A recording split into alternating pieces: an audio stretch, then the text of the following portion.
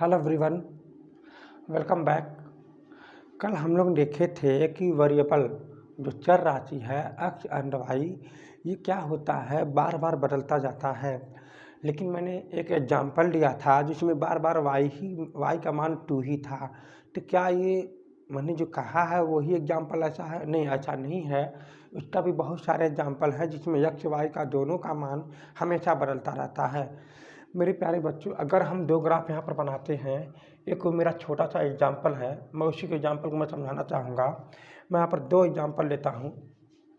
मेरे प्यारे बच्चों, अगर एक मैंने यहाँ से ऐसे एक लाइन खींचता हूँ तो हमेशा यक्स वाई का मान दोनों टाइम में बराबर आएगा।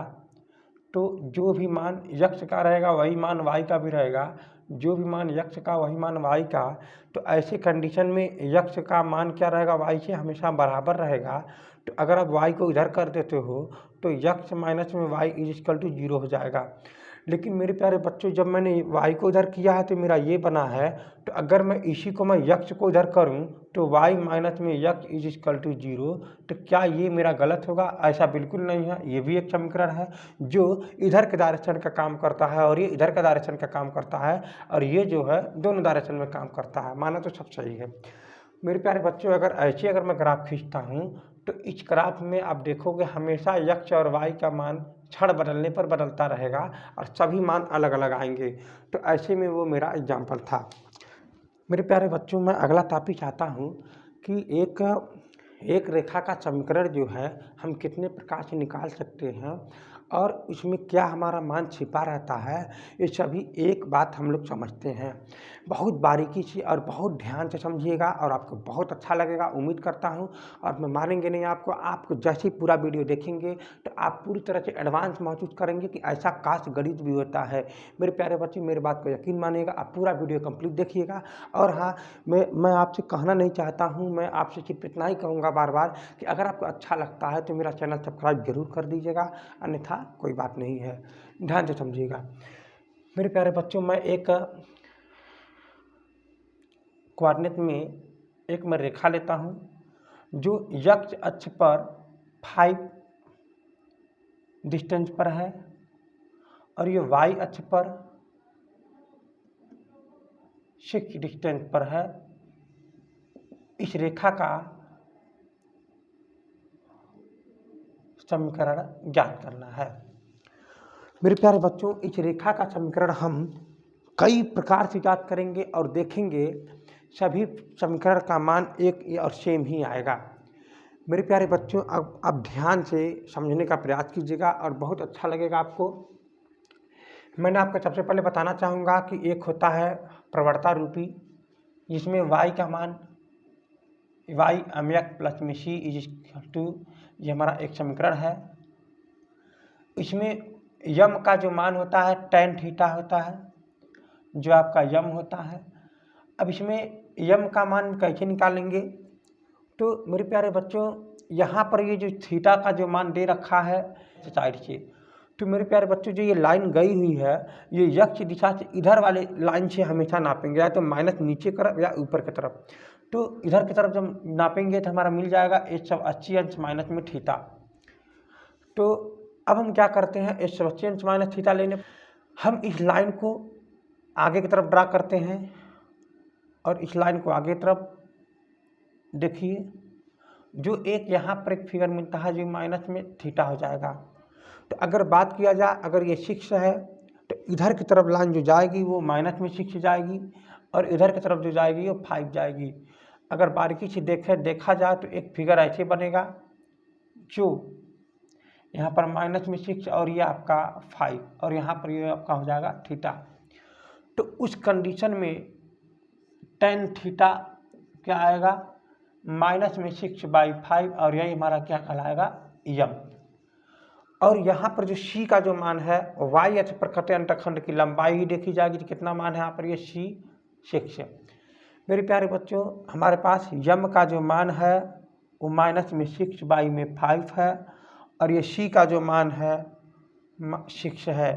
तो ये मान जो है y बराबर में यम यक्ष प्लस में c में रखने पर, तो देखेंगे y बराबर में यहाँ पर क्या आएगा, माइनस में 6/5 यक्ष प्लस हो जाएगा 6।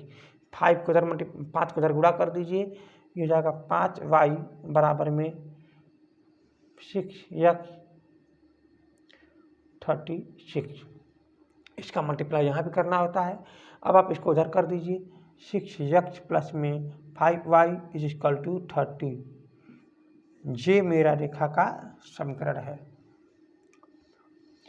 मेरे प्यारे बच्चों, ये हमारा प्रवणता रूप का समीकरण है और आपका तब भी मेरा समीकरण वही आया है। मैं इसी समीकरण को मैं एक और तरीका से निकालता हूँ। यहाँ पर एक ग्राफ है और यहाँ पर ये आपका बताया गया 5 डिस्टेंस पर है और ये यहाँ पर 6 डिस्टेंस पर है।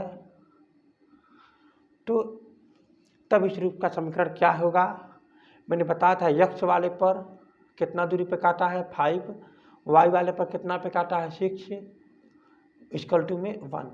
तो इसका मल्टीप्लाई यहाँ पर 6x, इसका मल्टीप्लाई यहाँ पर 5y, आपस में मल्टीप्लाई कर दीजिए, 30 इज इक्वल टू 1, इसको उधर कर दीजिए, 6x प्लस में 5y इज इक्वल टू 30। मेरे प्यारे बच्चों, आप यहाँ भी देख रहे होंगे वही मान फिर यहाँ भी आया है। मान लेते हैं x1 y1, इसका जो निर्देशांक मान लेते हैं x2 y2, और मुझे इस रेखा का प्रवणता ज्ञात करना है। प्रवणता, तो प्रवणता क्या होता है सबसे पहले आपको ये समझना है। हम कोशिश करते हैं कि ये यहाँ पर जो x अक्ष है, इस x अक्ष के समांतर एक लाइन इधर खींच देते हैं, x अक्ष के समांतर एक लाइन इधर खींच देते हैं और y अक्ष के समांतर एक लाइन नीचे की तरफ खींच देते हैं यहाँ से। तो उम्मीद करता हूँ ये एक आपके पास फिगर समझ में आ गया होगा। ये जो आपका फिगर है यहाँ से मैं बना देता हूँ। मेरे प्यारे बच्चों, जब ये जो भी कोण अगर ये आगे आने पर जो भी थीटा यहाँ पर बनेगा और उसी थीटा के मान को अगर हम tan में रख दें तो यही हमारा क्या कहलाएगा? प्रवणता। प्रवणता कहलाएगा। तो अगर यही थीटा का मान अगर मैं यहाँ से निकाल दूँ तो भी तो हमारा वही सेम होगा। लेकिन मेरे प्यारे बच्चों, अगर समझना है आपको तो अगर ध्यान से देखें तो यहाँ से लेकर के यहाँ तक की डिस्टेंस कितना है? ये वाला यहाँ से लेकर के x1 है और यहाँ से लेकर के यहाँ तक कितना है? ये वाला x2 है। उसी प्रकार यहाँ से लेकर के यहाँ तक कितना आ जाएगा? y2, और यहाँ से लेकर के यहाँ तक का डिस्टेंस कितना है? ये वाला y1। मेरे प्यारे बच्चों, अगर ये वाला y2 है तो y1 घटा देंगे तो y2 माइनस में y1 यहाँ बच जाएगा। x2 है, x1 घटा देंगे तो x2 माइनस में x1 बच जाएगा।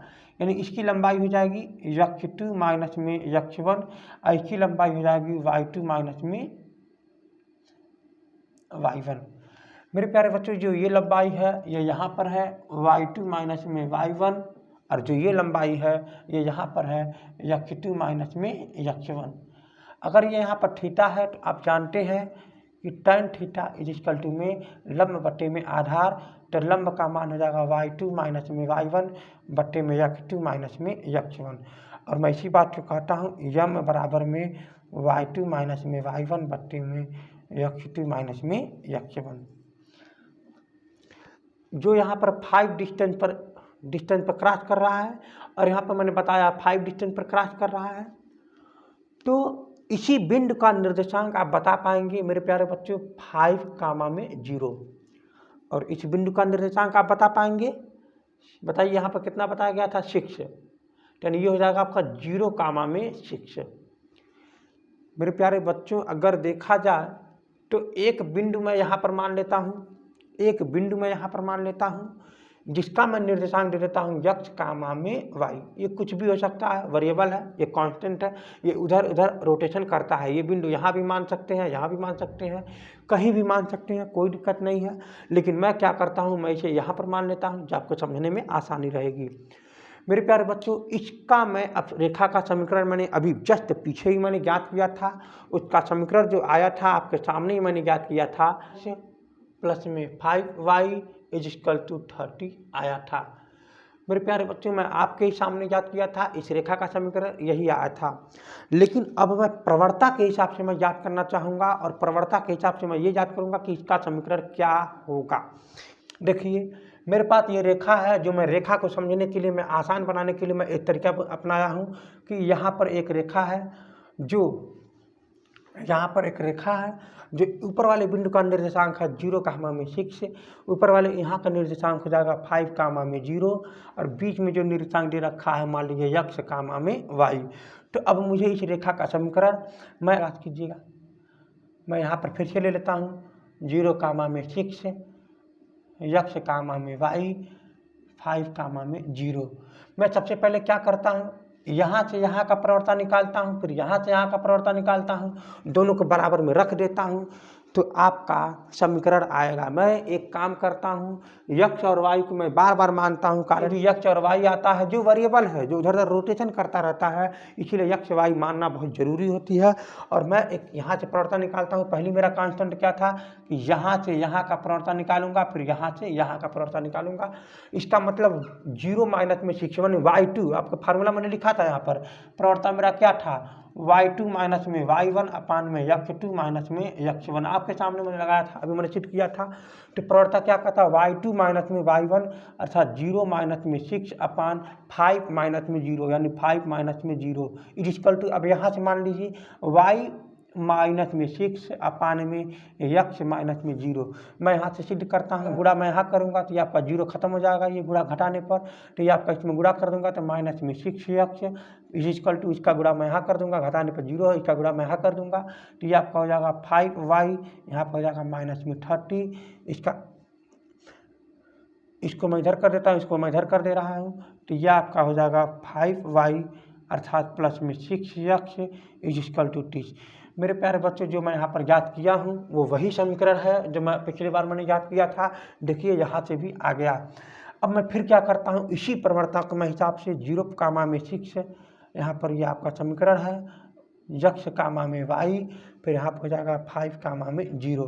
तो मैं यहाँ से इनका फिर से ले लिया, फिर इनका मैंने बीच में ले लिया, तो फिर देखते हैं क्या आता है। तो देखिए, मैं 0,6 अपान 5 माइनस में 0, फिर यहाँ से यहाँ ले लेता हूँ 0 माइनस में y अपान फिर 5 माइनस में x। मेरे प्यारे बच्चों, 0 में किसी संख्या घटाएंगे तो -6 ही आएगा, यहाँ पर 0 घटा देंगे 5 हो जाएगा, फिर यहाँ से आपका -6 ये आएगा और माइनस ये आएगा घटा देने के बाद, तो ये आपका इसमें गुणा कर दिया जाएगा। तो जैसे इसमें गुणा करेंगे तो आपका हो जाएगा 6 में 30 माइनस में 30, इसका गुणा इसमें कर देंगे तो ये आपका हो जाएगा प्लस में 6x, इसका गुणा यहाँ कर देंगे तो ये आपका हो जाएगा इक्वल टू में माइनस में 5y। बाकी इसको उधर कर दीजिए, अब इसको आप इधर कर दीजिए, तो यह आपका हो जाएगा 6x प्लस में हो जाएगा 5y इज इक्वल टू में 30। मेरे प्यारे बच्चों, देखिए फिर आपका वही समीकरण आ गया। फिर मैं यहाँ पे आपके सामने क्या करता हूँ, इसी समीकरण को मैं फिर यहीं ले लेता हूँ, एक बार यहाँ से फिर एक बार यहाँ से, फिर देखिएगा मैं यहाँ से ले लेता हूँ y माइनस में 6 अपान फिर x माइनस में 0 इज इक्वल टू, फिर यहाँ पर हो जाएगा 0 माइनस में y अपान फिर 5 माइनस में x। फिर यहाँ से इनको सॉल्व करते हैं, 0 घटाने पर कुछ प्रभाव नहीं होता है, यहाँ पर कोई दिक्कत नहीं है। इसका मैं गुणा इसमें कर देता हूँ, y माइनस में 6 फिर हो जाएगा 5 माइनस में x, फिर इसका गुणा जैसे इसमें करूँगा तो इज इक्वल टू हो जाएगा माइनस में xy। इसका गुणा इसमें करता हूँ तो क्या आता है, यहाँ पर हो जाएगा ये आपका 5y, इसका गुणा इसमें करते हैं तो माइनस में xy, फिर इसका गुणा इसमें करते हैं तो माइनस में 30, इसका गुणा इसमें करते हैं तो आपका क्या हो जाएगा यहाँ पर ये प्लस में 6x is equal to minus में xy। ध्यान दीजिएगा, माइनस में xy कैंसिल हो जाएगा। इसको आप एक काम करो, इसको आप 30 को उधर कर दो तो ये आपका हो जाएगा 6x प्लस में 5y इज इक्वल टू में 30। मेरे प्यारे बच्चों, मैं बार बार कहना चाहता हूँ आपको, मैं एक सवाल को मैंने 2-3 तरह, प्रवणता रूपी समीकरण है, मैंने प्रवणता रूपी समीकरण को मैंने 2-3 बार मैंने लगाया हूँ, अच्छा भी टाइप में वही आ रहा है, इसलिए मैं कहता हूँ गणित तो कभी हबड़ाए मत करो, आप अपना दिमाग से हमेशा सॉल्व किया करो, गणित वैसे ही आता है। ध्यान से देखिएगा, मैंने वैसे ही सॉल्व किया, सबका समीकरण सेम आया है। अगर आपको कोई ये समीकरण दे दिया जाए और मैं आपसे कहूँ कि ये वाई अक्ष पर कहाँ काट रहा है, एक्स अक्ष पर कहाँ काट रहा है, इसे कैसे आप निगमन करेंगे, कैसे आप सिद्ध करेंगे? तो ध्यान दीजिएगा, आपके पास यही समीकरण है 6x प्लस में 5y इज इक्वल टू 30। मेरे प्यारे बच्चों, दोनों में आप 30 इसे 30 से भाग दे दीजिए ताकि वहाँ पर 1 हो जाए। तो आप दोनों पक्षों में क्या करेंगे, divide by 30 on both side. तो ये क्या हो जाएगा, 6x अपान में प्लस में 5y अपान में 30 इज इक्वल टू 30 अपान में 30। तो ये क्या हो जाएगा, 30 इनको भी दे देंगे तो 6x अपान में 30 प्लस में 5y अपान में 30 इज इक्वल टू में 1। यहाँ से काट देंगे यहाँ पे 5 बार, यहाँ पर काट देंगे आप 6 बार। तो x अपान में 5, x अपान में 5 प्लस में y अपान में 6 इज इक्वल टू में 1। बाबू लोग, आपको यही पता चल गया कि y अक्ष x अक्ष पर 5 दूरी पर है और y अक्ष पर 6 की दूरी पर है, जो कि यहाँ पर ये मौजूद है। तो मैं उम्मीद करता हूँ आपको ये बातें समझ में आ गई होगी।